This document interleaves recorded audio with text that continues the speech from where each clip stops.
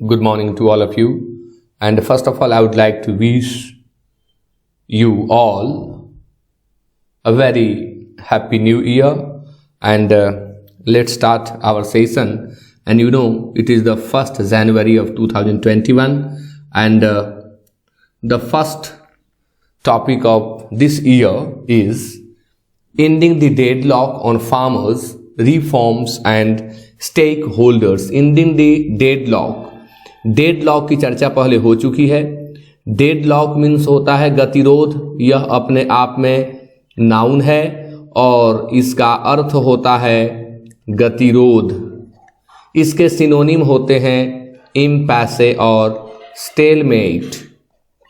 इम्पैसे और स्टेलमेट यह वह स्थिति है जहां से काम आगे नहीं बढ़ पाता है, वही डेडलॉक है. तो ending the deadlock on farmers, यानी फार्मर्स के ऊपर जो डेडलॉक था, जो गतिरोध उत्पन्न हुई थी, वह समाप्त हो रही है.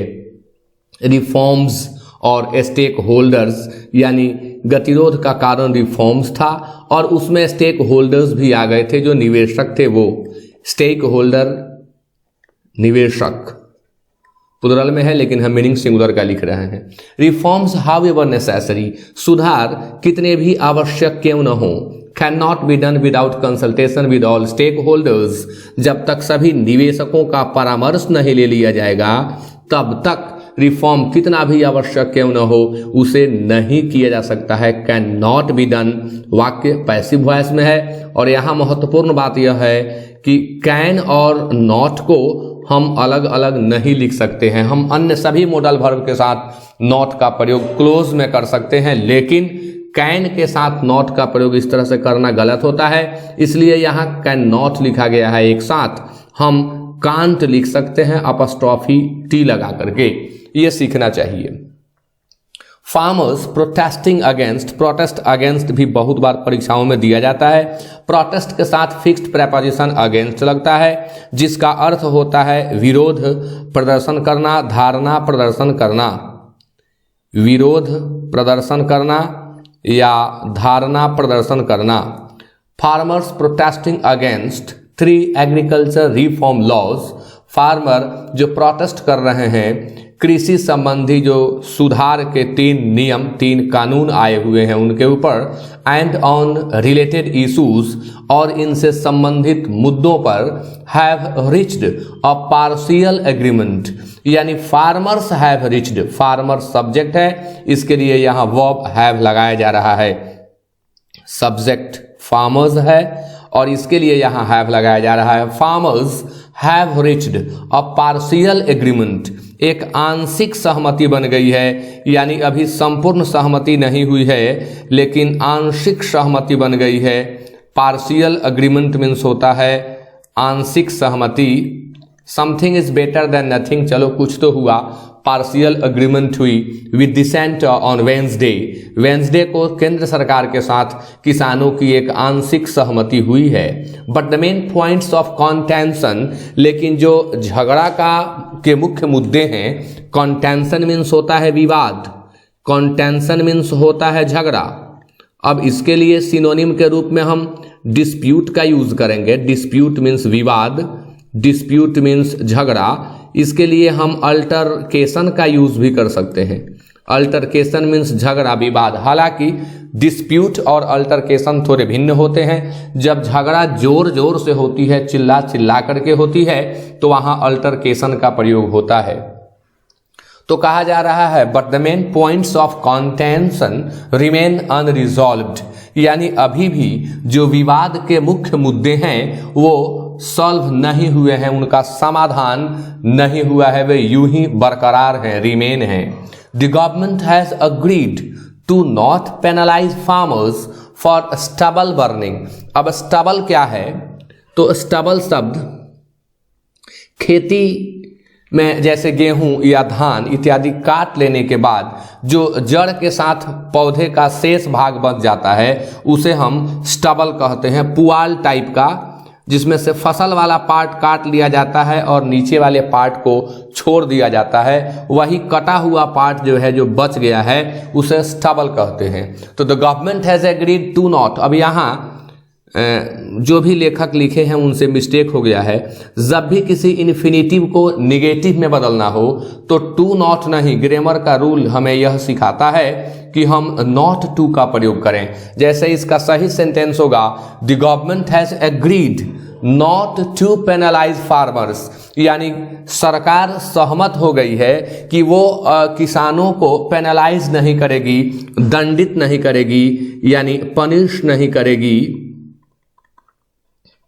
For stubble burning. यदि वे स्ट्रॉ इत्यादि, पुआल इत्यादि जलाते हैं तो इसके लिए उन्हें पेनलाइज नहीं होगा, उन पर कोई अर्थदंड। अब खास तौर पर पेनलाइज का प्रयोग अर्थदंड के लिए होता है।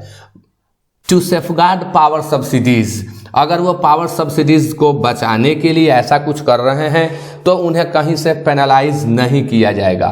Farmers have decided to continue the agitation until the 3 laws are repealed and their demand for a legal guarantee of MSPs for farm produce is made. Farmers अभी अपने विरोध को छोड़ने नहीं जा रहे हैं।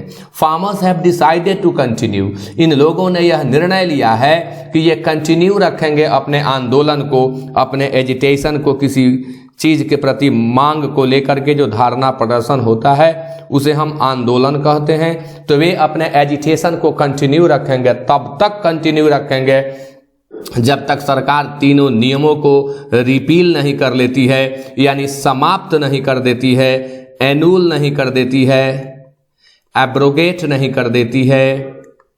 एनुल मीन समाप्त करना, किसी नियम इत्यादि को ले लेना वापस, एनुल कहलाता है या एब्रोगेट कहलाता है। तो जब तक सरकार ये जो 3 नियम लाई हुई है सुधार के, इन्हें वापस नहीं ले लेती है, तब तक उनका आंदोलन जारी रहेगा। And their demand for a legal guarantee, और वे मांग करते रहेंगे MSPs फॉर फार्म प्रोड्यूस के लिए। जब तक वो मिल नहीं जाएगा उन्हें, जब तक वो पूरा नहीं होगा, तब तक वे अपने आंदोलन को जारी रखेंगे। Farmer leaders will meet the central ministers again on January 4। 4 जनवरी को जो किसानों के नेता हैं वो केंद्रीय मंत्रियों से पुनः मिलेंगे। Flexibility by farmers and a reconciliatory approach by the government led to the partial agreement. अब ये जो पार्शियल एग्रीमेंट किसानों और सरकार के बीच हुई है, आंशिक सहमति जो बनी हुई है, इसमें दोनों के तरफ से प्रयास हुए हैं। किसान भी फ्लेक्सिबल हुए हैं, यानी इनके जो तौर तरीके, जो नीति नियम इत्यादि हैं वो भी थोड़े फ्लेक्सिबल हुए हैं, उसमें वे थोड़ा लचीलापन लाए हुए हैं। और सरकार का अप्रोच भी जो था उसमें सरकार कुछ रिकॉन्सिलिएटरी अप्रोच अपनाई है। अब यह शब्द रिकॉन्सिलिएटरी एडजेक्टिव है रिकॉन्साइल का। रिकॉन्साइल मीन्स होता है मैत्री करना, रिकॉन्साइल मीन्स होता है सामंजस्य बनाना।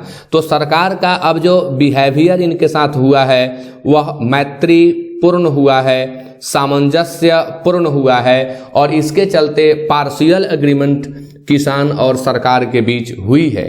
But the core concerns regarding the laws, लेकिन कानून को लेकर के जो मुख्य चिंताएं हैं, and MSP are not amenable to easy resolution, ये इतने जल्दी आसानी से निराकरण होने वाले नहीं हैं, ये एमेनेबल होने वाले नहीं हैं। अब शब्द यहाँ जो एमेनेबल है इसका अर्थ होता है स्वेच्छा से प्रभावित होने वाला, यानी एमेनेबल वह होता है जो थोड़ा झुक जाए, जो दूसरों की बातों को एक्सेप्ट करे, उसे एमेनेबल कहते हैं। यानी अब इसके सिनोनिम के रूप में हमें लिखना हो तो हम कोऑपरेटिव लिखेंगे।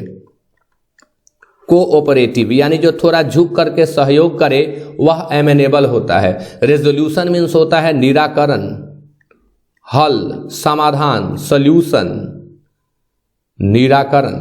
Next, the government has continued to propagate the laws.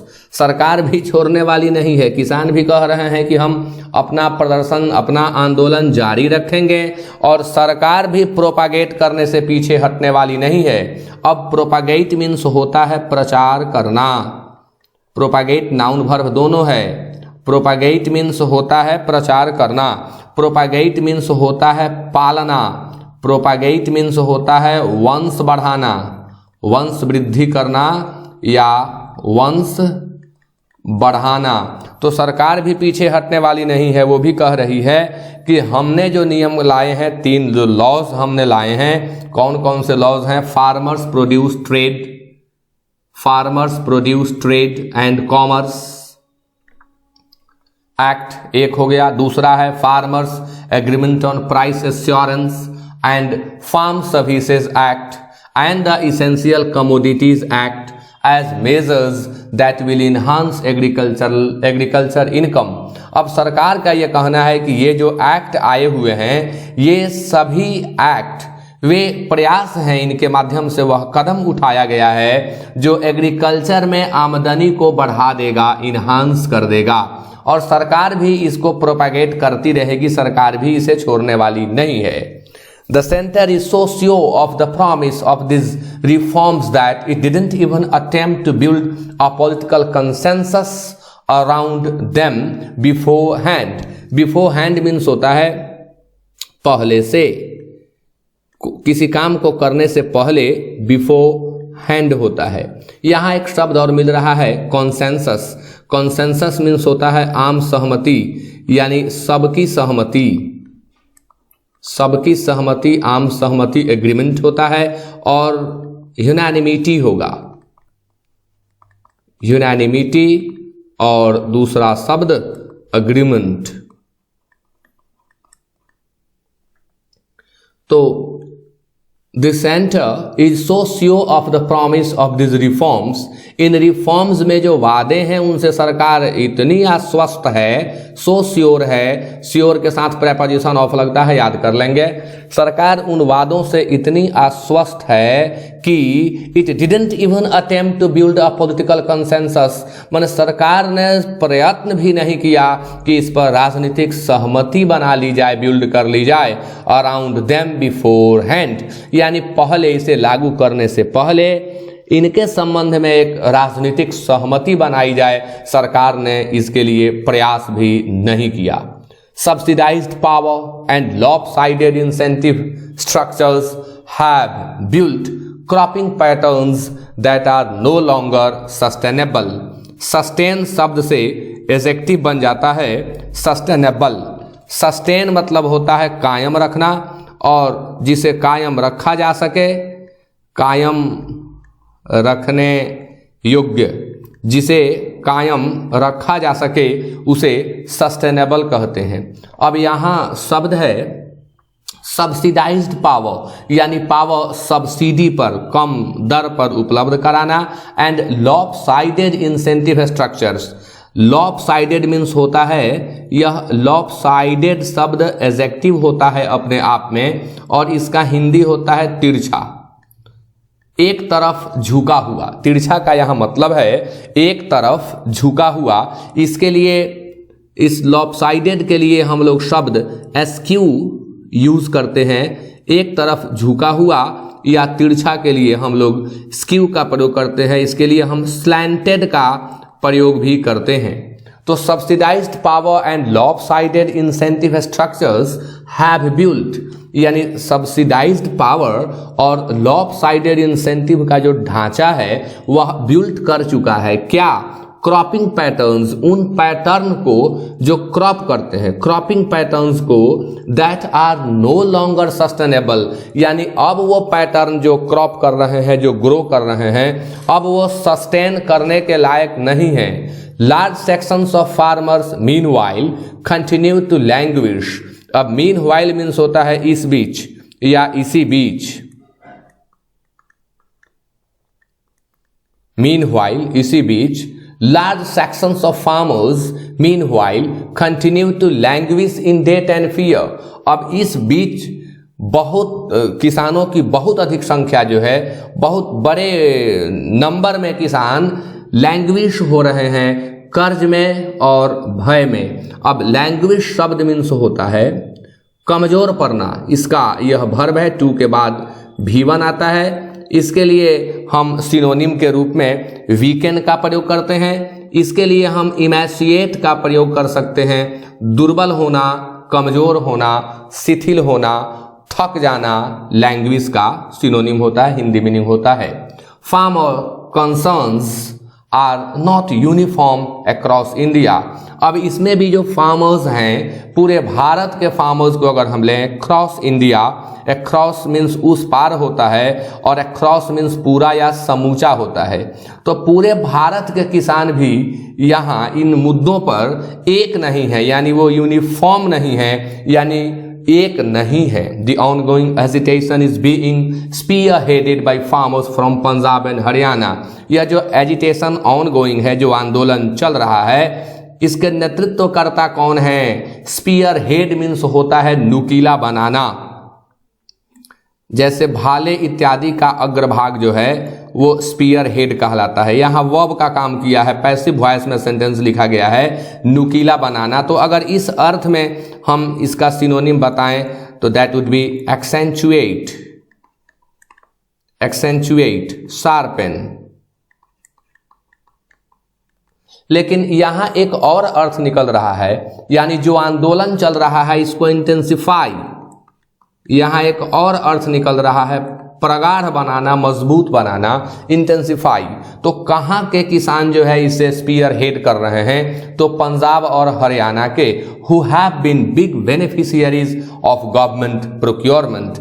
यानी ये पंजाब और हरियाणा के जो किसान हैं ये बिग बेनिफिशियरीज रहे हैं, यानी लाभार्थी रहे हैं, बड़े लाभार्थी यही रहे हैं सरकार के प्रोक्योरमेंट के, यानी सरकार के तरफ से जो लाभ की राशि इत्यादि मिलती है, जो प्राप्ति इन्हें होती है, उस प्राप्ति के ये लाभार्थी रहे हैं और यही इस एजिटेशन को ऑन गोइंग किए हुए हैं और स्पीयर हेड भी कर रहे हैं। बेनिफिशियरी मीन्स होता है आर्थिक लाभ प्राप्त करने वाला, एक शब्द में कहते हैं लाभार्थी। यहाँ ग्रामर का रूल एक मिल रहा है, फार्मर्स के लिए हु का प्रयोग हुआ है। अगर फार्मर्स के ठीक बाद हु लगता तो यहाँ कॉमा की जरूरत नहीं होती, लेकिन चूंकि यहाँ पंजाब और हरियाणा आ गया है, जगह का नाम आ गया है और हु यूज किया गया है, यानी यह क्लॉज जो है यहाँ रेस्ट्रिक्ट कर जा रहा है, इसलिए बीच में कॉमा लगाना अनिवार्य था। ऐसे पंजाब और हरियाणा के लिए हु का प्रयोग नहीं होगा, यहाँ भी नहीं हुआ है, यहाँ कॉमा से ब्रेक कर दिया गया है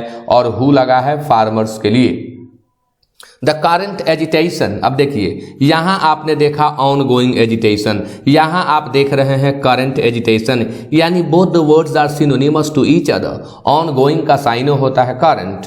the current agitation, its apparent energy and resolve notwithstanding is geographically and programmatically limited. अब देखें ये जो पार्ट है कॉमा वाला, इसको आप अलग कर लें, अर्थ लगाने में बड़ी सुविधा होती है। इस तरह से पूरे कॉमा वाले पार्ट को बीच में लाने से कठिन हो जाता है पैराग्राफ, कठिन हो जाता है सेंटेंस, तो आप इसको सीधा कर लें। द करंट एजिटेशन इज, अब इज यहाँ लगा हुआ है एजिटेशन के लिए। The current agitation is geographically and programmatically limited, यानी यह जो आंदोलन चल रहा है वर्तमान वाला, यह भौगोलिक तौर पर और कार्यक्रम के तौर पर लिमिटेड है। It now faces the risk of losing steam और स्पिनिंग आउट। अब इट्स अपैरेंट एनर्जी, यानी इसकी जो एनर्जी है जो स्पष्ट है, एंड रिजॉल्व है, वो नॉटविथस्टैंडिंग है और यह जियोग्राफिकली और प्रोग्रामेटिकली लिमिटेड है। इट नाउ फेसेस, अब यह फेस कर रहा है, यानी अब यह इस स्थिति में आ गया है कि यह फेस कर रहा है लूजिंग स्टीम को। लूज स्टीम एक इडियम है, लूज स्टीम एक इडियम है जिसका अर्थ होता है लूज स्ट्रेंथ या लूज एनर्जी या लूज पावर। तो it now faces the risk of losing steam. अब यह आंदोलन इस स्थिति में आ रहा है कि इसको भी खतरा लग रहा है कि ये जो भी लोग इसमें लगे हुए हैं कहीं वे अपनी शक्ति न खो दें, उनकी ऊर्जा समाप्त न हो जाए और स्पिनिंग आउट ऑफ कंट्रोल, और इसका कंट्रोल जो है अब स्पिन आउट हो रहा है, यानी एक्सटेंड होते जा रहा है। स्पिन आउट मीन्स प्रोलॉन्ग होता है, लंबा करना होता है। इसके लिए हम एक्सटेंड वर्ब का भी प्रयोग करते हैं। अगर आप ये सारी चीजें याद कर लें तो आप अंग्रेजी में चमत्कार कर देंगे। बहादुरी है कि आप इन्हें याद करें। At least some groups that are part of agitation, कम से कम कुछ ग्रुप्स जो आंदोलन के हिस्सा हैं, currently might favour more flexibility, वर्तमान में वे बहुत अधिक फ्लेक्सिबिलिटी को फेवर कर सकते हैं क्योंकि अब वे भी थकने लगे हैं। The government is reluctant to agree to a legal guarantee of MSP, सरकार भी जो है वह एमएसपी पर लीगल गारंटी से एग्री करने से अनिच्छुक है, रिलक्टेंट है। रिलक्टेंट एडजेक्टिव का काम करता है, इसका हिंदी होता है अनिच्छुक। अनिच्छुक एग्जैक्ट सिनोनिम कई बार एयरफोर्स में, नेवी में, एनडीए में, सीडीएस में, एसएससी में यह वर्ड पूछा जा चुका है। रिलक्टेंट मीन्स होता है अनविलिंग, अनिच्छुक। अब इसका एंटोनिम लिखना हो तो हम विलिंग लिख देंगे, इच्छुक। तो सरकार भी एमएसपी पर लीगल गारंटी से सहमत होने से रिलक्टेंट है, अनिच्छुक है। अब एग्री के साथ टू, क्योंकि यहाँ लीगल गारंटी है, एग्री के बाद अगर ह्यूमन बीइंग आता है तो विथ लगता है, पिछले स्टेप में मैंने बताया था। Because the demand is unrelated to the laws, क्योंकि यह जो मांग किया जा रहा है यह लॉज से संबंध नहीं रखता है। The government is also hoping to tire out the agitators, सरकार इस उम्मीद में भी है कि जो एजिटेटर्स हैं, जो आंदोलनकारी है, वे थक जाएंगे। टायर आउट हो जाना, टायर आउट मीन्स होता है थका देना। टू टायर आउट वर्ब है, यानी थका देना। Finding a way out will be better to both sides, अब बेहतर होगा कि दोनों साइड एक रास्ता निकालें, एक मार्ग निकाल लें। दो a completely satisfactory resolution of all issues raised by the farmers is not possible immediately, अब इसलिए बेहतर होगा कि दोनों जो है एक मार्ग निकाल लें, क्योंकि अब इतना जल्दी फार्मर्स के जो भी मुद्दे उठाए गए हैं उनका समाधान होता नहीं दिख रहा है। इसलिए बेहतर होगा कि दोनों मिलकर एक वे आउट कर लें। दो मीन्स, हालांकि अब यहाँ एक ग्रामर का इंपॉर्टेंट रूल, सेटिस्फैक्टरी मीन्स होता है संतोषजनक, यह अपने आप में एडजेक्टिव होता है। और आप रूल याद करें, जब भी किसी एडजेक्टिव के पहले एडजेक्टिव आया हो तो उसे एडवर्ब में बदलना पड़ता है, क्योंकि एडजेक्टिव की विशेषता एडवर्ब ही बता सकता है। तो अगर इसे क्वेश्चन बनाना होगा तो लिखा जाएगा दो a complete satisfactory resolution, error हो जाएगा, यहाँ कंप्लीटली ही होना चाहिए जो कि दिया हुआ है। तो दो a completely satisfactory resolution of all issues, यानी जो भी मुद्दे उठाए गए हैं उनका संपूर्ण संतोषजनक निराकरण करना इतना जल्दी संभव होता नहीं दिख रहा है। The government must reassure them, अब लेखक का सजेशन है सरकार को कि सरकार भी उन्हें रीएश्योर करे, पुनः आश्वासन दे that honest efforts will continue to address them, कि सरकार उनके लिए ऑनेस्ट एफर्ट्स करती रहेगी। If the protests are formally ended for now, यदि अभी के लिए प्रोटेस्ट को वे फॉर्मली औपचारिक तौर पर बंद कर देते हैं तो सरकार उनके इस मुद्दे को ईमानदारी पूर्वक हैंडल करेगी। Reforms are necessary to ensure that India has a productive, sustainable and remunerative agriculture sector. Reforms are necessary to ensure, reforms आवश्यक होते हैं यह सुनिश्चित करने के लिए कि इंडिया के पास प्रोडक्टिव, उत्पादक, सस्टेनेबल यानी स्थायी और रेम्यूनरेटिव एग्रीकल्चर सेक्टर है। अब रेम्यूनरेटिव शब्द जो है वह अंग्रेजी के रेम्यूनरेट शब्द से बना है। रेम्यूनरेट मीन्स होता है मेहनताना देना, हिंदी सुन करके आप लिख लेंगे, वीडियो सुन करके हिंदी लिखेंगे। रेम्यूनरेट मीन्स होता है मेहनताना देना, यह वर्ब है। अब इसका जब हम नाउन बनाते हैं तो यह होता है रेम्यूनरेशन। रेम्यूनरेशन मीन्स होता है पारिश्रमिक, मेहनताना, मजदूरी, यह नाउन है, एब्स्ट्रैक्ट नाउन है। और यह जो रेम्यूनरेटिव शब्द आप देख रहे हैं यह अपने आप में रेम्यूनरेट का एडजेक्टिव है, और रेम्यूनरेटिव मीन्स होता है लाभदायक, और तब इसका सिनोनिम हो जाता है प्रॉफिटेबल। रेम्यूनरेटिव जो मेहनत के मद्देनजर फायदेमंद हो उसे रेम्यूनरेटिव कहते हैं, इसलिए इसका अर्थ हो जाता है प्रॉफिटेबल और लाभदायक। While all stakeholders appear to agree on this principle, ऐसा जबकि एक तरफ यह प्रतीत हो रहा है, ऐसा मालूम पड़ रहा है, अपीयर मीन्स मालूम पड़ना, प्रतीत होना, सीम इसका सिनोनिम होता है, to agree on this principle, यानी इस सिद्धांत पर, किसी पॉलिसी के ऊपर जब कोई सहमत होता है तो ऑन का प्रयोग होता है। देखिए यहाँ ऑन लगा। इस सिद्धांत से स्टेक होल्डर्स, निवेशक जो है, ऐसा प्रतीत होता है कि वे सहमत होंगे। They diverge on questions of detail, अब जब क्वेश्चंस ऑफ डिटेल आ रहा है तो इस पर वे डाइवर्ज हो रहे हैं। डाइवर्ज मीन्स होता है विभिन्न दिशाओं में फैल जाना, मत में अंतर आना। विभिन्न मत, जब एक ग्रुप के लोगों का मत विभिन्न हो तो वे लोग भी डाइवर्जेंट कहे जाते हैं, यानी डाइवर्ज मीन्स होता है विभिन्न प्रकार का मत होना। इनका मत विभिन्न है क्वेश्चंस ऑफ डिटेल के ऊपर। The reports of the national commission on farmers chaired by professor MS. Swaminathan, यानी प्रोफेसर एम.एस. स्वामीनाथन ने जिस नेशनल कमीशन को ऑन फार्मर्स को चेयर किया, यानी प्रतिनिधित्व किए, उसकी अध्यक्षता किए। चेयर मीन्स होता है अध्यक्षता करना। अब इसके लिए हमें दूसरा वर्ड बताना हो तो हम लिखेंगे प्रिजाइड ओवर, अध्यक्षता करना। चेयर का सिनोनिम होता है प्रिजाइड ओवर।